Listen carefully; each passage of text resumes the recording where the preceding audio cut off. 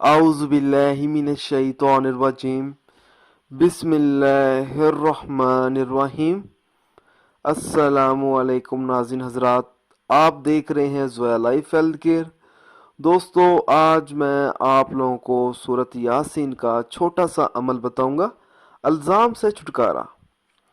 अगर किसी पर कोई झूठा अल्ज़ाम लग गया हो और कोई भी उस शख्स का साथ ना दे रहा हो, हर शख्स उसे कसूरवार समझता हो मगर वो कसूरवार नहीं है, तो उस शख्स को चाहिए कि वो ये अमल करे।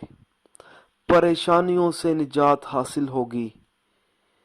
हर परेशानी से निजात हासिल करने के लिए और अल्जाम से बचने के लिए फजर की नमाज के बाद उसी जगह पर बैठा रहे वो शख्स और 11 मरतबा यासीन पढ़कर अल्लाह ताला से दुआ मांगे।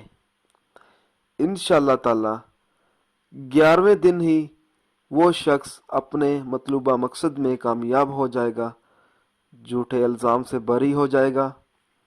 झूठा अल्ज़ाम लगाने वाला शर्मिंदा और जलील हो जाएगा।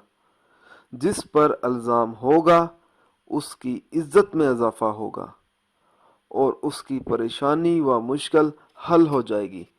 दोस्तों, मैं आप लोगों को एक और बात बताता चलूं। दोस्तों, आप जो भी अमल करें, हर अमल के लिए नमाज की पाबंदी लाजमी होती है। अगर आप 5 वक़्त की नमाज अदा नहीं करेंगे तो वजीफ़ा करने का कुछ असर नहीं होगा। दोस्तों, ये वजीफ़ा करने से आपकी तमाम मुश्किलात हल हो सकती हैं।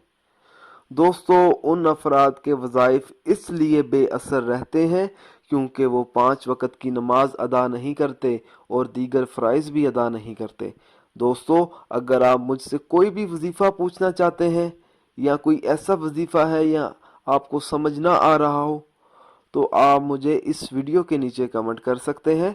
दोस्तों, अगर आपको हमारी ये वीडियो पसंद आई है तो इसे अपने दोस्तों तक ज़रूर शेयर कीजिएगा।